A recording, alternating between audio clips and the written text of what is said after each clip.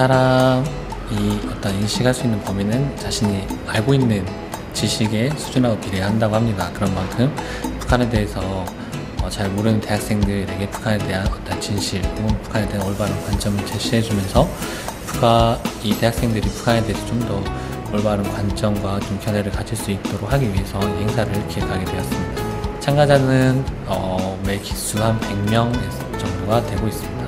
과거에 비해서 약간 늘어난 편인데 과거에는 정말 북한에 대해서 정말 모르는 학생들이 많이 참가했었고, 지금은 북한에 대해서 일정 정도 정보를 좀 접한 학생들이 많이 참가를 하고 있습니다.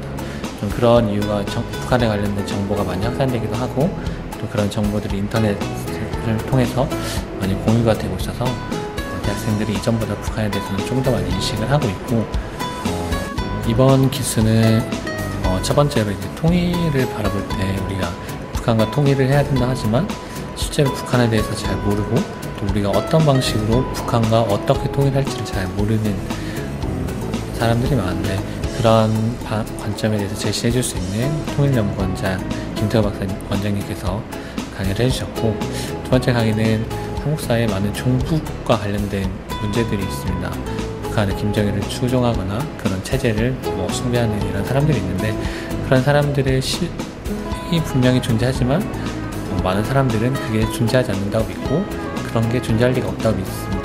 그런 것들에 대해서 전원책 변호사님께서 설명해 주셨고, 다섯 번째는 이제 김문수 경기도지사님이 강의를 해주시는데, 김문수 지사님은 북한 정치인들 중에서 제일 처음으로 북한 인권법에 관련돼서 발의를 하셨고, 꾸준히 그런 북한 인권 개선을 위한 활동들을 해오고 계시는데, 그럼 북한 주민들이 굶어죽는다. 우리가 도와줘. 인도적 지원해줘. 북한 주민이 어떤 독재 정권으로부터 폭행을 당한다. 그럼 우리가 말해야 돼. 그것이 북한 인권법. 북한 인권법이라는 북한 주민도 사람이다. 미국 국가의 중요한 국가적 책임을 생각한다. 당연한데 그건 뭐냐. 그래서 제가 상당히 쇼크를 받았어요.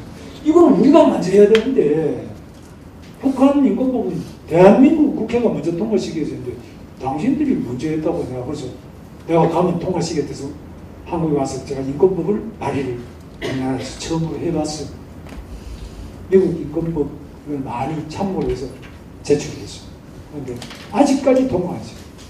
지금 7년이 넘었는데 통과 못시켜. 여러분이 대한민국의 양심의 촛불입니다. 여러분을 사랑합니다. 감사합니다.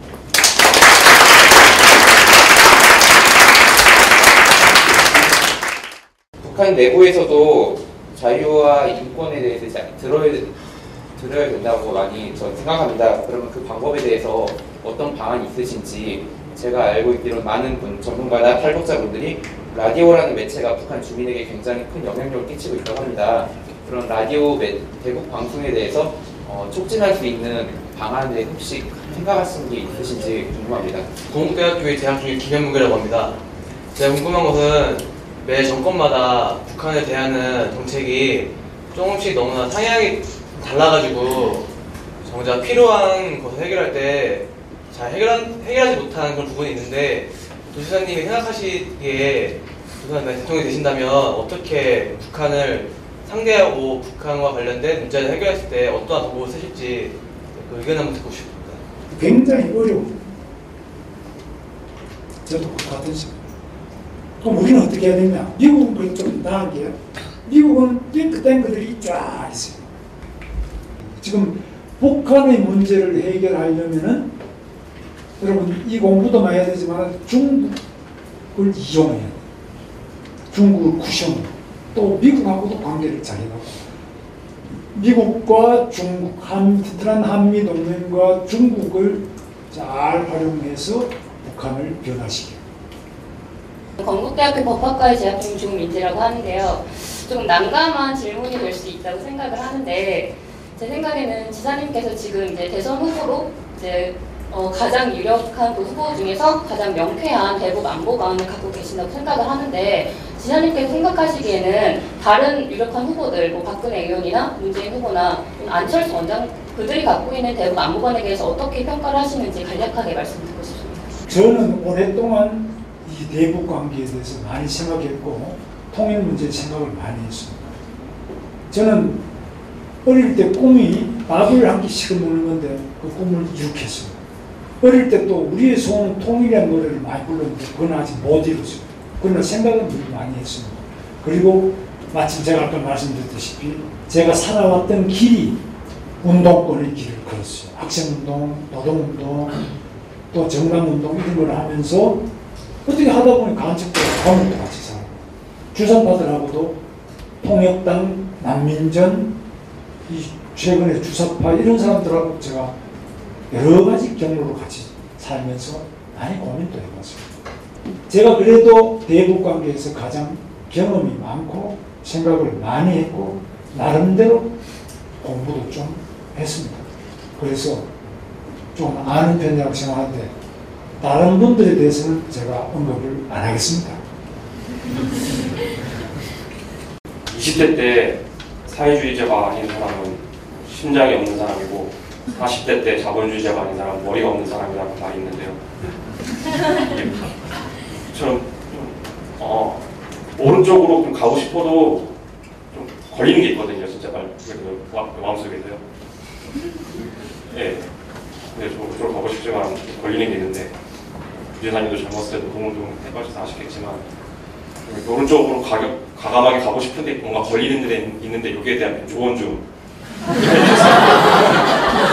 아마 많은 대학생들이 그런 갈등을 좀 갖고 있을 거라고 생각합니다. 그러니까 이제 그리고 소방과 관련해서 되게 부족한 분석을 치르셨는데 그런 조금 이제 토픽성, 희화될 수 있는 그런 것들에 매달리는 언론의 속성이나 그런 거에 또 매달리는 대중과 네티즌들에 대해서 조금 한 말씀 해주셨으면 좋겠습니다. 이승만이 진주만 습격하기 바로 한 서너 달 전에 자기가 쓴 재팬 인사이드 아웃이라는 그 영어로 된 명제가 지금 번역되어 있습니다. 그 책에다가 일본이 미국의 본토를 공격할 것이다 이렇게 글을 썼더니만은 이거 프린스턴 대학 박사까지 한 놈이 미쳤다. 이 정신이 나갈 겁니다.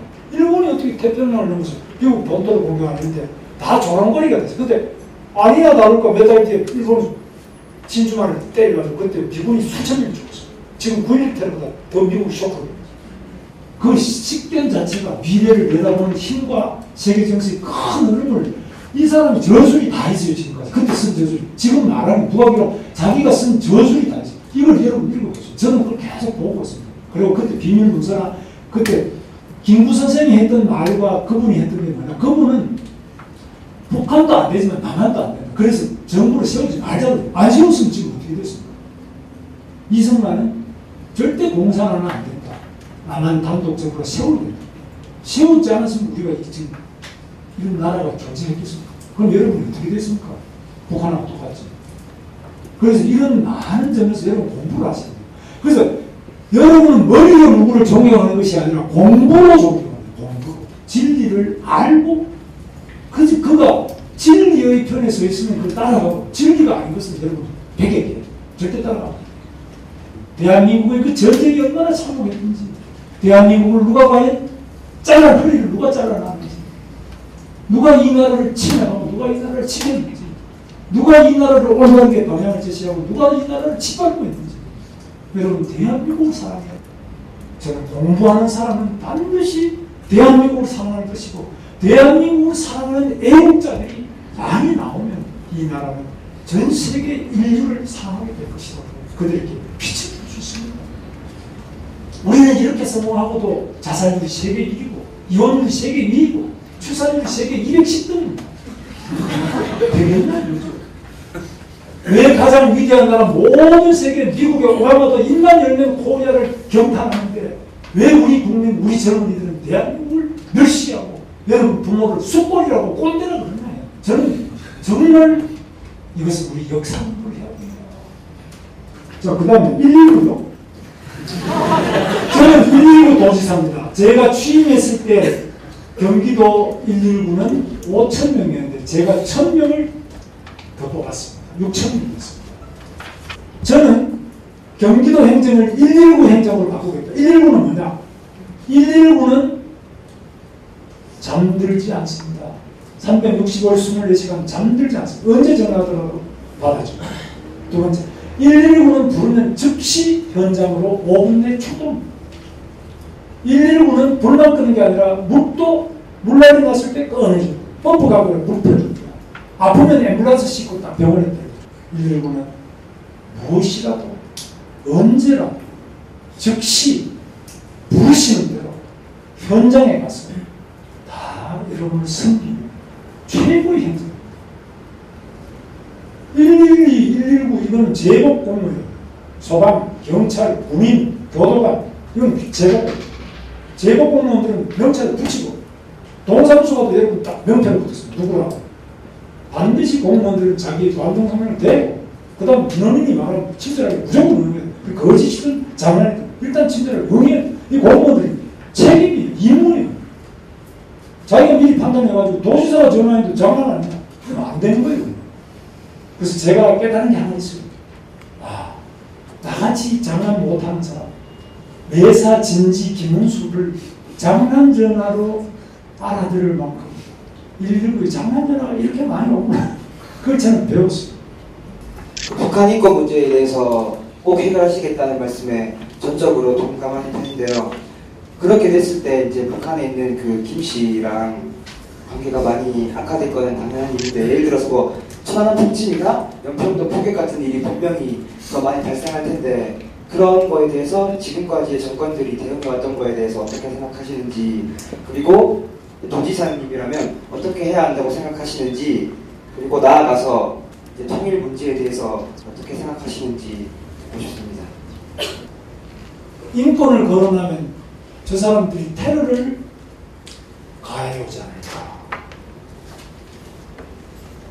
이런 공갈 협박에 넘어가는 권력은 용기 있는 권력이라고 할 수도 없습니다. 저는 국가의 주권은 신선하고 용기가 있고 정의로워야 된다. 그리고 따뜻해야 된다고 생각합니다. 주권. 우리나라 헌법 3조 대한민국 영토는 한반도, 북한도 하나. 대한민국 국민은 북한 주민도 우리 국민을 보다 인간답게 인권이 보장되는 상태에서 지켜주려고 하는 것은 국가의 기본적 책무예요. 그래서 우리 대한민국은 인권을 거론하고 민주화를 이야기하면서도 북한을 무력으로 침략하지 않겠다고 저는 약속을 줍니다. 그리고 연평도처럼 공격할 때는 즉시 원점 타격이에요. 그래서 저는 통일의 형식이 두 번째가 중국식의 개혁 개방을 통하고 우리가 그걸 안전을 보장하고 더 지원해주고, 미국도 도와주라고 하지, 일본도 도와주고, 그래서 북한이 빨리 우리처럼 잘 살 수 있으면 좋겠다. 그 외에 다른 여러 가지 그야말로 뜻하지 않은 소위 말하는 급변사태라는 게 있습니다. 제가 말하는 이거는 급변사태가 아닌데 급변사태가 있을 수 있습니다. 그것은 북한이 자기 군부 내부의 갈등으로 바로 위기가 왔습니다. 김정은이가 제거됐다든지 새로 몰린다. 이런 방식의 급변사태 또는 민간이 봉기에 의해서, 봉기는 거의 있을 가능성이 적지만 그런 방식에 의해서 권력 내부의 갈등과 분열 또는 국민들 내부에서 분열과 폭동 이런 거에 의한 여러 가지 급변사태가 올 수 있는데, 이런 경우도 모두 대비해요. 그러나 가장 바람직한 형식은 북한의 법의 수령, 김정은 청년이 나이대가 적기 때문에 번쩍 정신이 들어서 이게 아니구나, 양심이 있어서 이렇게 되면 그게 제일 좋은 거 아니에요? 그거는 가능성이 거의 없다고 해요. 그러나 저는 그것도 늘 기도합니다.